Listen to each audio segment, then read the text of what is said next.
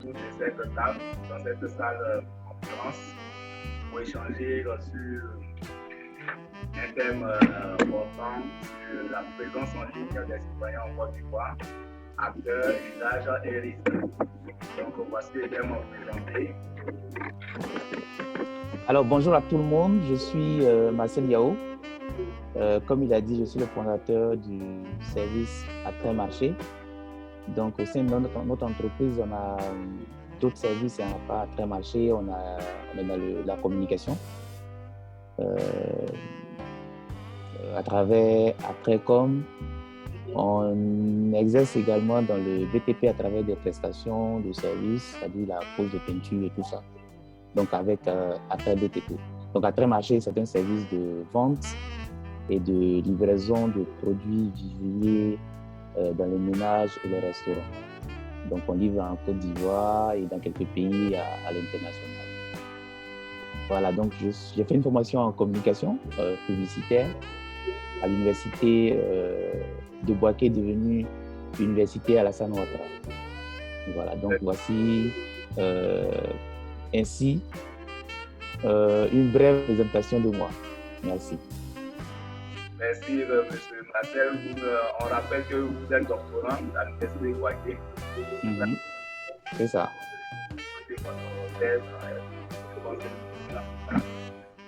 Maintenant, nous allons passer à notre frère Jeff Amand.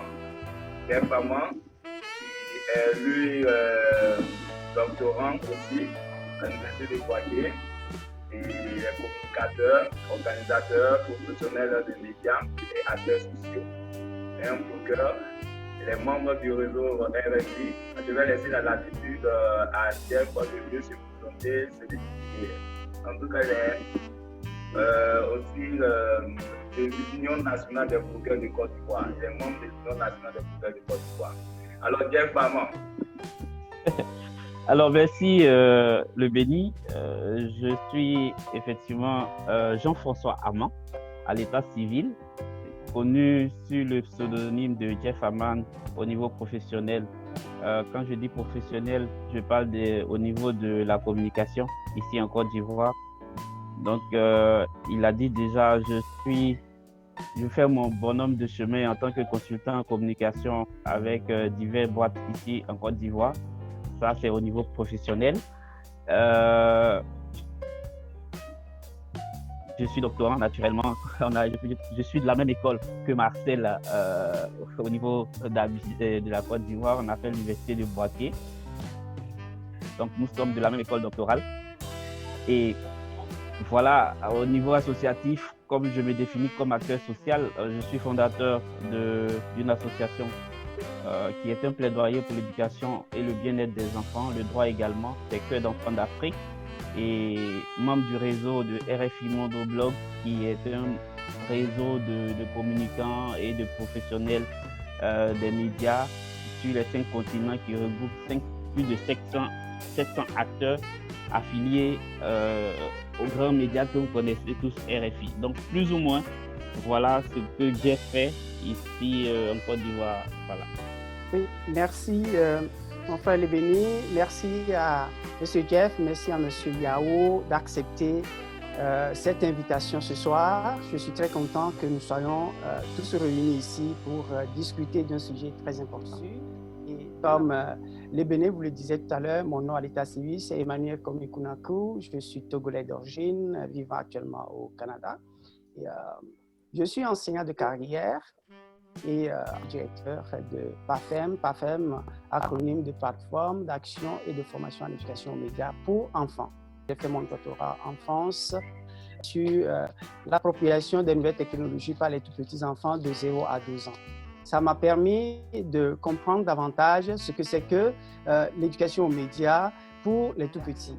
Et alors, quels sont les objectifs de notre organisation à but non lucratif? C'est d'abord sensibiliser, former et accompagner les populations aux enjeux d'une utilisation ou consommation critique, responsable et régulée des médias, que ce soit en ligne ou classique. Ce soir, si nous sommes là, c'est juste pour voir ce qui se passe au niveau de la Côte d'Ivoire, comment est-ce que les Ivoiriens utilisent les réseaux sociaux pendant ces moments de Covid-19, pendant le confinement et après, quelles sont les stratégies qui se mettront en place pour accompagner chacun. Merci, Dr Kounakou, pour l'exposé. En tout cas, nous avons bien compris. Et parlons bien de acteurs des réseaux. Nous avons le directeur général de ATRE, notre ami Marcel Yao, qui lui très tôt a déjà, je pense bien, a compris le système. Et son activité est une start-up qui est vraiment liée, qui utilise les réseaux sociaux pour toucher ses potentiels clients. Je sais que certainement il a fait une étude de pénétration de l'Internet en Côte d'Ivoire. Donc il va essayer de nous parler un peu du taux de pénétration avant quand il commençait et maintenant, surtout en cette période de Covid-19. Marcel Yao. Alors, en fait, notre activité ATRE Marché est essentiellement basée sur, on va dire, tout ce qui est Internet. On a un site Internet et on a une application mobile à partir desquelles les clients passent les commandes. Et donc, en termes de taux de pénétration, ici en Côte d'Ivoire, on est autour de 44%. Autour de 44%. Donc, ça c'est le taux qu'on a eu en 2019. C'est clair que ce taux est passé à plus de 50% pendant cette période de confinement. Alors, pour ceux qui utilisent les réseaux sociaux ou le smartphone, le digital, vous savez, on est à plus de 128%. Ça, c'était les chiffres de 2019. Et avec cette période de confinement, c'est clair que ce taux est passé à plus de 150%. Voilà. Moi, je n'ai pas encore les chiffres de la période de confinement. C'est clair que c'est plus tard qu'on les aura de façon très officielle. Mais j'avoue qu'on est passé à un taux, je veux dire, de 1 à pratiquement 3, très rapidement. Parce que tous les jours, chacun voulait s'informer sur le nombre de cas qu'on avait ici en Côte d'Ivoire. Est-ce que la maladie était réelle? Est-ce que c'était une maladie, ce n'était pas une invention des gens? Est-ce que ce n'était pas une maladie des Blancs? Donc, tout le monde se préoccupait. Ce n'est pas seulement les gens qui vivaient à Abidjan, mais vraiment toute la Côte d'Ivoire s'inquiétait. Et les gens appelaient ça c'était chez nous, hein. Les gens appelaient de partout. Merci, M. Yao, pour en tout cas toutes les données que vous nous partagez. Mon ami Jeff Aman, vous êtes l'émission des cœurs de Côte d'Ivoire. Aussi, vous êtes régulièrement en contact avec l'Internet. Vous avez fait même des tournées en Côte d'Ivoire pour sensibiliser à l'utilisation de l'Internet, n'est-ce pas? Aujourd'hui, si vous devez répondre à cette question, quelle est l'utilisation en Côte d'Ivoire de l'Internet en ce moment de Covid-19?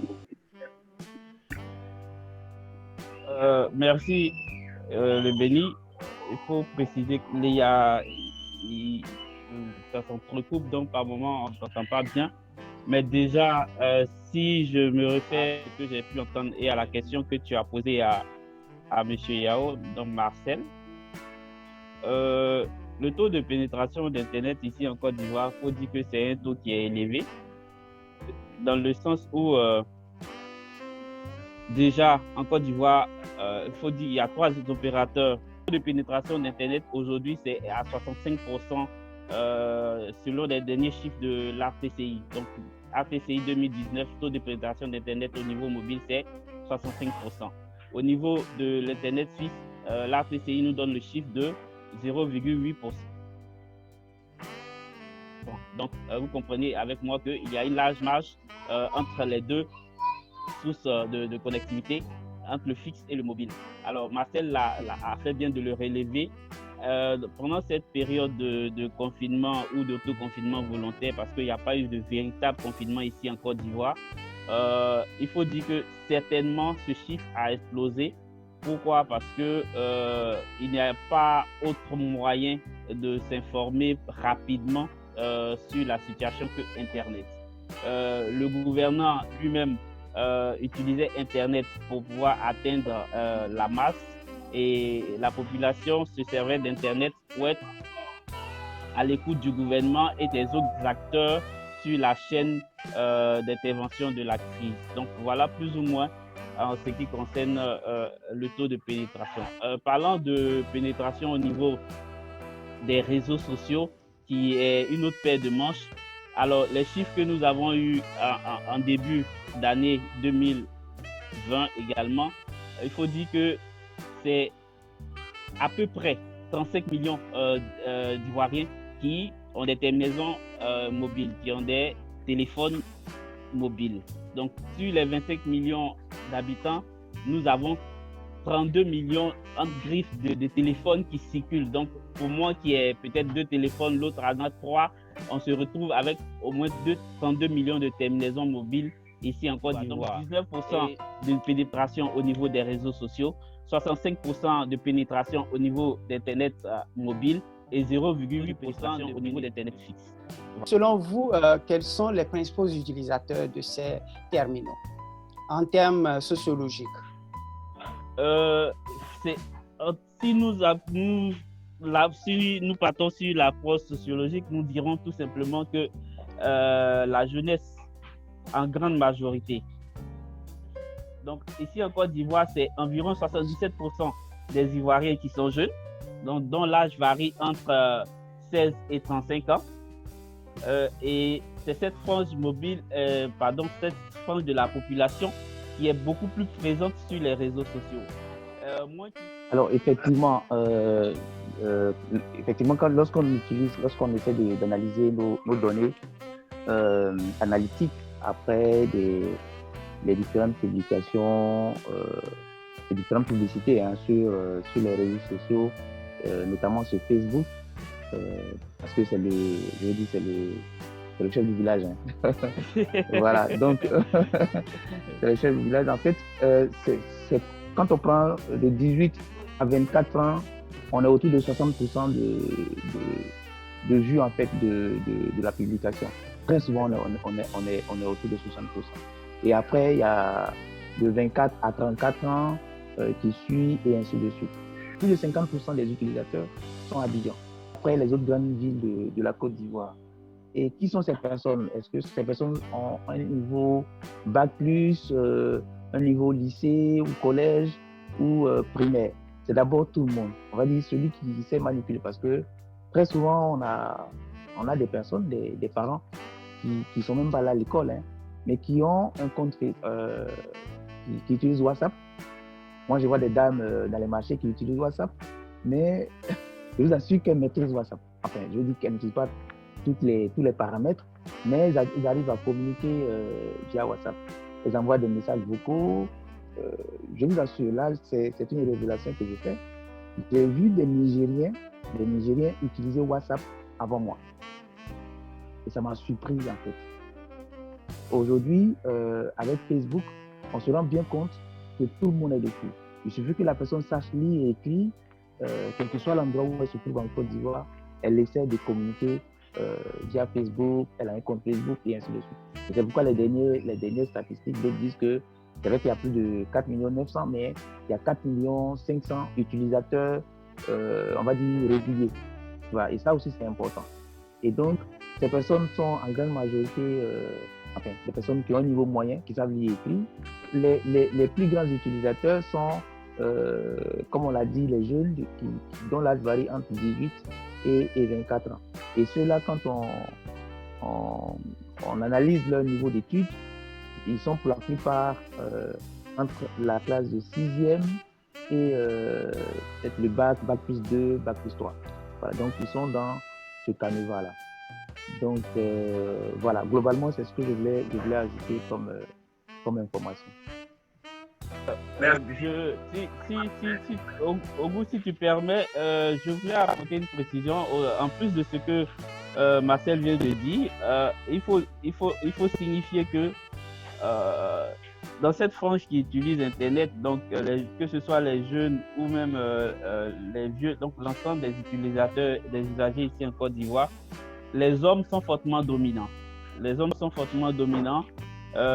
note qu'il y a 67% d'hommes qui sont plus enclins à l'utilisation d'Internet contre 33% de femmes. Voilà, donc c'est quelque chose qui est important à relever dans les futurs ciblages.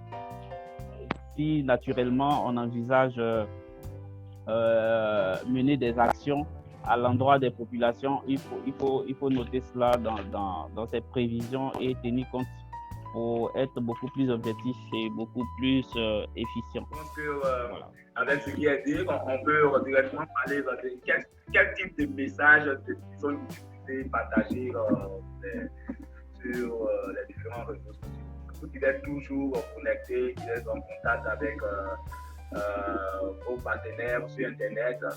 Vous remarquez bien qu'il y a beaucoup d'informations qui sont partagées. Quelles sont ces types d'informations qui sont partagées aussi? Enfin, pendant cette période de, confinement et de Covid, pratiquement, on va dire plus de 50% des informations tournaient autour du coronavirus. Donc, il y avait des fake news, il y avait des bonnes informations, mais vraiment ça tournait autour. Certains essayaient de créer des buzz, des artistes, ou même des gens essayaient d'aller piocher, chercher des buzz quelque part et de les publier pour que les gens oublient le stress lié à la maladie. Mais il faut dire que pendant un mois et demi, c'était difficile. Voilà, toutes les informations, ou pratiquement, tournaient autour du coronavirus. Et voilà. Et donc, en tout cas, pour cette période-là, c'était le cas. Tout à fait. La primeur de l'information, c'est la loi de l'information. C'est là où il y a de l'intérêt que s'orientent plus ou moins tous les médias, tout ce qui est lié au traitement de l'information. Alors, Marcel l'a bien signifié, actuellement la crise sanitaire de la COVID-19, mais au-delà de cette période, il faut dire que Internet, c'est d'abord un tout. C'est vrai qu'on parle de confinement, de période de confinement, mais avant cette période-là, Internet, c'était un tout. Donc, chacun essayait plus ou moins soit de rentabiliser ses activités via Internet. Chacun essayait de faire du branding de son entreprise sur Internet. C'est très intéressant. Malheureusement, le réseau ne nous permet pas d'aller au bout de nos interventions. Voilà, M. Jeff qui revient. On va lui repasser la parole tout de suite. M. Jeff, vous avez la parole. Je vous dis à quel point aujourd'hui, Internet est inondé d'informations sur la COVID-19, je vais dire son traitement, enfin l'évolution même de la pandémie. Donc, je vais m'arrêter là pour pouvoir avancer dans le débat, vu que Internet déjà nous joue des tours. Voilà. Effectivement. Effectivement. Oui. Il faut rappeler la guerre avec tout ce que nous avons compris pendant sur les discussions. Donc, tout à l'heure, je reviens à toi. Il faut rappeler, Jeff, Marcel Yao qui vient de se connecter, que aussi pendant cette période de Covid-19 en Côte d'Ivoire, on a eu des soucis. Il y a eu des soucis avec des fake news et l'État de Côte d'Ivoire a sévi. Nous avons un cas d'un internaute appelé Serge Kofi, en tout cas qui aujourd'hui fait la une des journaux, la une des réseaux sociaux, qui a été arrêté par le gouvernement ivoirien sur les décisions de ce message. Est-ce que vous avez un commentaire là-dessus, Jeff, avant et Marcel Yao? Merci d'abord aux deux intervenants qui ont apporté plus d'éclaircissement à la problématique que nous abordons ce soir. Je n'ai pas de commentaire sinon de les féliciter pour la précision qu'ils ont apportée. C'est très intéressant, la cartographie sociologique justement de ceux qui utilisent ces réseaux sociaux. Et monsieur, ce n'est pas Marcel, c'est monsieur Jeff qui disait tout à l'heure que les hommes sont plus représentés sur Internet. Alors, est-ce qu'il y a une raison particulière pour laquelle les hommes sont plus sur les réseaux sociaux? c'est la question de Dr. Kounakou. Retenez quand même ma question après. Vous allez répondre à ma question. Oui. Merci, Dr. Kounakou. Jeff. Oui, une raison pour être affirmatif, je dirais qu'il aurait fallu peut-être une étude en amont pour pouvoir affirmer catégoriquement une raison, mais je vais plus ou moins m'avancer. Quand je fais mon analyse, tout part effectivement de la configuration sociologique de nos pays, de nos villes. En général, les hommes sont beaucoup plus en activité que les femmes. En général, les hommes sont beaucoup plus en activité, même si aujourd'hui, avec les politiques du genre, il y a d'autres approches stratégiques, on essaie de pousser les femmes au devant de l'action. Il faut retenir que c'est de façon naturelle que les hommes sont en activité. Et dans nos bureaux, dans nos entreprises, les hommes sont largement au-dessus. Donc, est-ce qu'en parlant d'Internet, quel réseau social tu marques en parlant d'Internet? Est-ce que c'est Facebook qui regorge plus d'hommes? Est-ce que c'est WhatsApp? Parce que tout à l'heure, Marcel parlait dans son intervention des femmes qui utilisaient WhatsApp avant lui-même. Alors, il s'agit de quel réseau social tu parles? Ah oui, il faut préciser qu'effectivement, il s'agit de, Marcel l'a dit, c'est le chef du village, il s'agit de Facebook. Il faut faire la part des choses. Aujourd'hui, c'est vrai que l'utilisation d'Internet et des médias, c'est Facebook qui a la plus grande audience ici en Côte d'Ivoire. Voilà, c'est Facebook qui a la plus grande audience. Après Facebook vient Instagram qui a dévancé Twitter. Et voilà, donc sur Facebook, les 67% d'hommes et 33% de femmes. Je partage entièrement ta position. Il faut dire aussi que l'aspect financier joue un rôle important également. Dans l'achat de data, c'est très important parce que l'homme sera, je dis, enclin à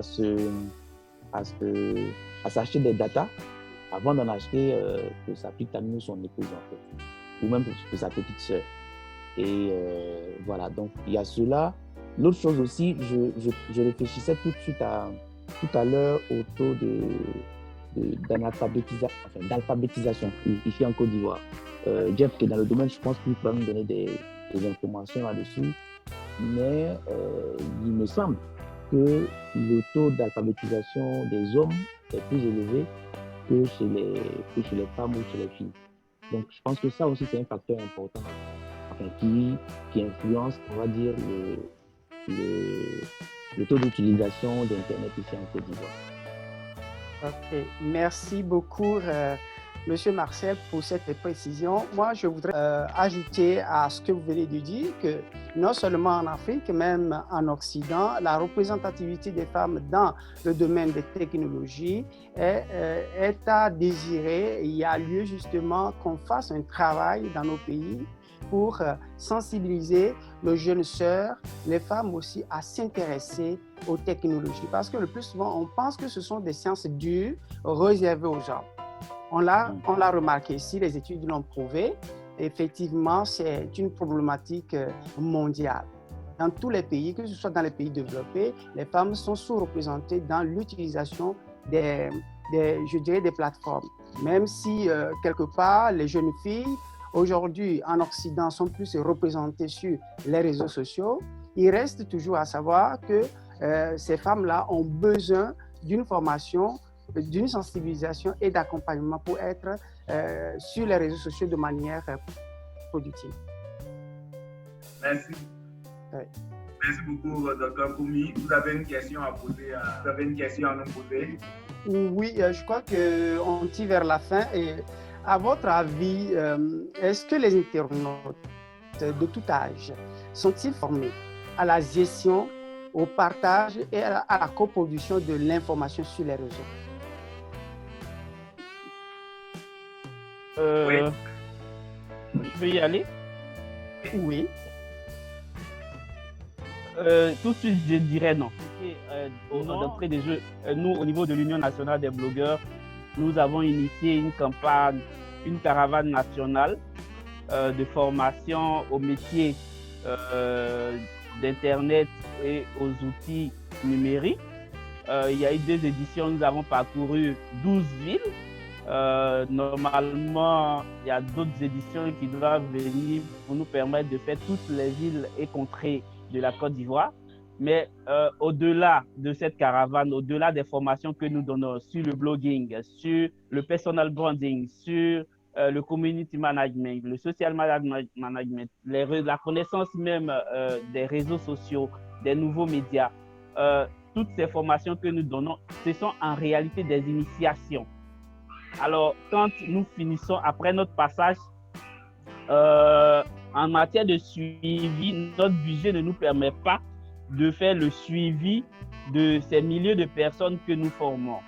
C'est vrai qu'ici en Côte d'Ivoire, il y a énormément de formations, énormément de formations de training vis-à-vis des populations, mais la majorité reste superficielle et ça ne permet pas aux internautes, les 4,9 millions que nous venons d'indiquer, de maîtriser véritablement la portée des réseaux sociaux et même de l'utilisation dans le fond, l'utilisation qualitative des réseaux sociaux, il faut le dire comme ça. Bon, tu nous as demandé de parler terre à terre, finalement on est perdu entre les 2 niveaux de langue. Donc, l'utilisation qualitative des réseaux sociaux. De sorte qu'aujourd'hui, on se retrouve avec beaucoup d'infractions voilà, à la loi d'Internet au niveau de la Côte d'Ivoire. Et c'est après qu'on essaie de rectifier le tir, alors que malheureusement, le mal est déjà fait. Il y a eu beaucoup d'infox pendant cette crise sanitaire, mais bien avant ça, il y a toujours des travers dans l'utilisation d'Internet au niveau de la Côte d'Ivoire. Et je pense que le training doit être mis en avant, continuer à former les jeunes qui ont la facilité d'avoir accès avec aujourd'hui un téléphone, un smartphone, mais qui derrière ne connaissent pas la portée de l'information qu'ils sont en train de communiquer. Voilà, donc non, il y a nécessité de former les jeunes et de continuer à les outiller à l'utilisation non seulement des réseaux sociaux et d'Internet en général. Donc Marcel, je pense que toi qui pratiques avec attrait tous les jours, je pense que tu peux nous dire encore plus. Effectivement, Marcel, tu es toujours tout le temps avec tes clients sur Internet, sur les réseaux sociaux. Est-ce que tes clients sont formés? Non, les gens ne sont pas formés d'ailleurs en fait. Et donc tout ça pour dire que les gens ne sont pas formés. Ils prennent tout pour des informations vraies et on voit souvent les conséquences lorsque les gens publient des informations, des photos ou des informations qui sont vraiment fausses. Après, on voit le procureur de la République qui poursuit et c'est vraiment regrettable. Mais je pense que comme Jeff l'a dit, l'initiative de former les jeunes à l'utilisation, ça ce sont de très belles initiatives. En tout cas, nous, on pourrait à l'avenir nous associer à ce genre d'initiative pour former les populations. Je ne peux que vous féliciter pour ces initiatives-là que vous mettez en place au niveau de la Côte d'Ivoire pour former les populations à l'utilisation et à la gestion sereine, critique des médias. Donc, je termine rapidement pour dire que les internautes, ils ont compris qu'aujourd'hui, les réseaux sociaux représentent un média à part entière. Donc, même s'ils ne savent pas l'utiliser, ils savent que si je mets une information, l'autorité voit cette information. Donc, a la possibilité de rebondir sur cette information. Donc, ils ont compris la nécessité de communication circulaire. C'est vrai que nos autorités, à travers leurs différentes pages officielles, nous injectent de l'information vers la masse, mais par derrière, eux également envoient. Donc, on est dans une communication, une flux de communication ascendante-descendante. Donc, mais également, ils ont compris la nécessité du feedback parce que souvent, il y a des informations, dès que ça circule et qu'il y a la viralité, le régulateur ou l'autorité étatique réagit tout de suite pour dire non, attention, il faut faire ci ou il faut faire ça.